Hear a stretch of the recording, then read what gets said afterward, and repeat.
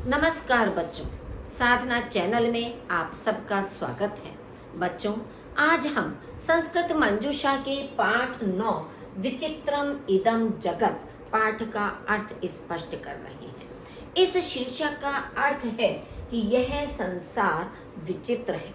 यदि हम ध्यानपूर्वक देखें तो सृष्टिकर्ता की इस रचना में हमें चारों ओर विविधता दिखाई देती है। कहीं सुंदर फूल दिखाई देते हैं, कहीं सुंदर पेड़ पौधे दिखाई देते हैं, कहीं प्राकृतिक दृश्य एक से एक सुंदर होते हैं। अब प्राणी जगत को ही ले लीजिए, हमें चारों ओर छोटे बड़े अनेक प्रकार के जीव जंतु दिखाई देते हैं।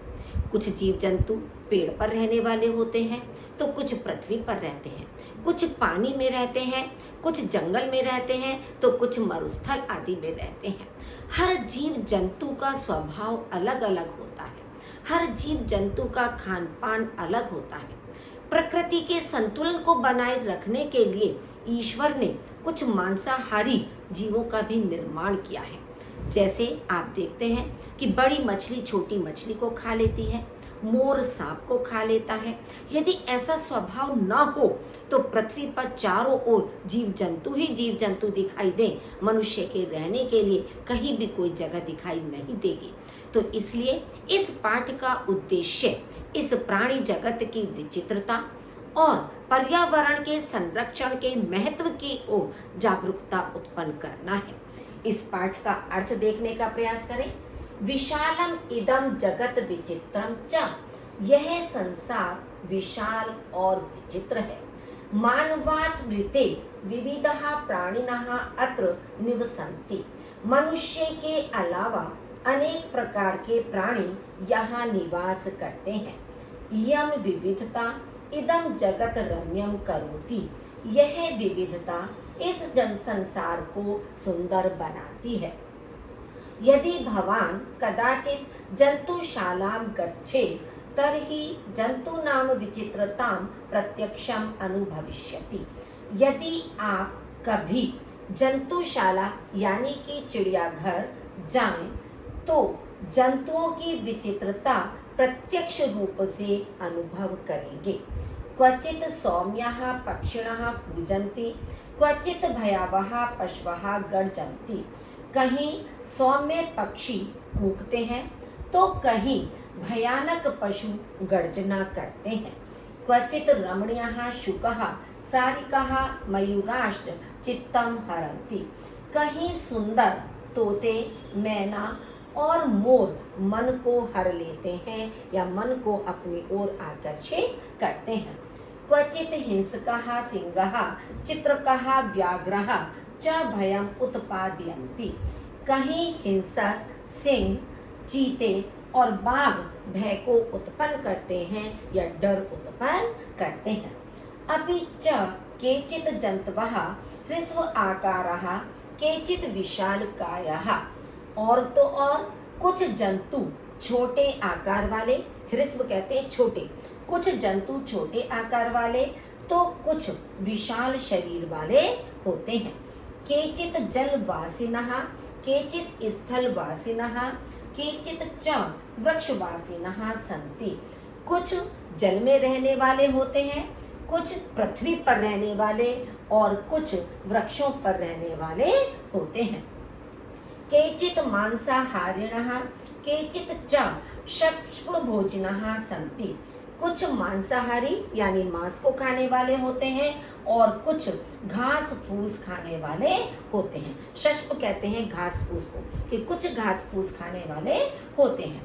प्राणिनां स्वभावः अन्नपानं च तेषां निवास अनुकूलं भवति, प्राणियों का स्वभाव उनके खान पान और निवास के अनुकूल होता है, कि जैसा उनका खान पान होता है और जहाँ उनका रहना होता है उसी के अनुसार उनका स्वभाव भी होता है।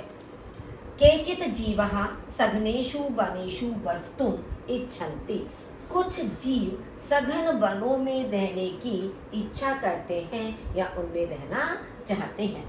केचित् विस्तृतेषु घास क्षेत्रेषु, और कुछ विशाल घास के मैदानों में रहना चाहते हैं। केचित् उष्ण प्रदेशेषु वसन्ति केचित् शीतल स्थलेषु, कुछ गर्म प्रदेशों में रहते हैं और कुछ ठंडे स्थानों पर रहते हैं।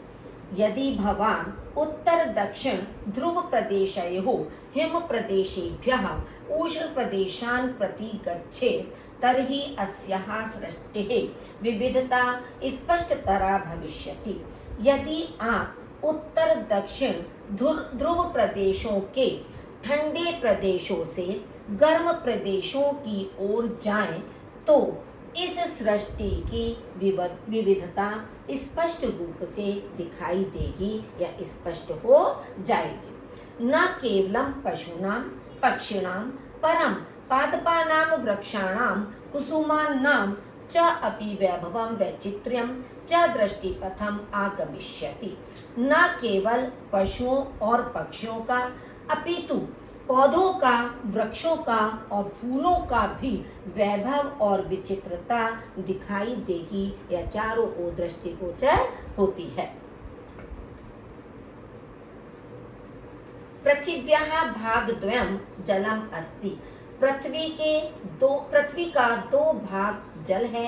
समुद्रेषु अपि अद्भुतम जीवनम वर्तते। समुद्र में भी अद्भुत जीवन है। मत्स्यः मकरः कच्छपः अन्ये च जलवासिनः जन्तवः कथं जलेषु निवसन्ति।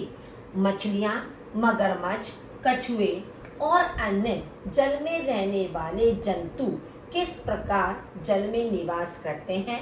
संततिं च पालयन्ति और अपनी संतान का पालन करते हैं। इति सर्वं ज्ञातुं वैज्ञानिकानाम् औत्सुक्यं सदैव वर्तते। इस तरह सब कुछ जानने के लिए वैज्ञानिकों की उत्सुकता सदैव बनी रहती है। एतस्मिन् क्षेत्रे शोध कार्यं निरंतरं प्रचलति। इस क्षेत्र में शोध कार्य निरंतर चलता रहता है। अस्मिन् संसारे मानवः मृगः कीटः खगः वृक्षः पादपः च सर्वे अन्योन्याश्रिता। इस संसार में मनुष्य, पशु, कीड़े, पक्षी, वृक्ष और पौधे सभी एक दूसरे पर आश्रित हैं। यानी कि स्वतंत्र रूप से सबका जीवन सुचारू रूप से नहीं चलता है। हर व्यक्ति, हर प्राणी, हर पशु एक दूसरे पर निर्भर रहते हैं। अतः सर्वेषां समम महत्वम अस्ति। इसलिए सबका समान महत्व है। रमणीया ही सृष्टि ही एषा विलक्षणा च। यह सृष्टि सुंदर और विलक्षण है। बच्चों, यह अर्थ आपको स्पष्ट हो गया हो। फिर भी यदि किसी भी समस्या का सामना आपको करना पड़ रहा है तो आप कमेंट बॉक्स में अपनी समस्याओं को लिख सकते हैं ताकि उसका समाधान फिर से किया जा सके। आप इस चैनल को लाइक कीजिए, अधिक से अधिक अपने साथियों के साथ शेयर कीजिए और यदि अभी आपने सब्सक्राइब नहीं किया है तो उसे जल्दी से सब्सक्राइब कर दीजिए। धन्यवाद।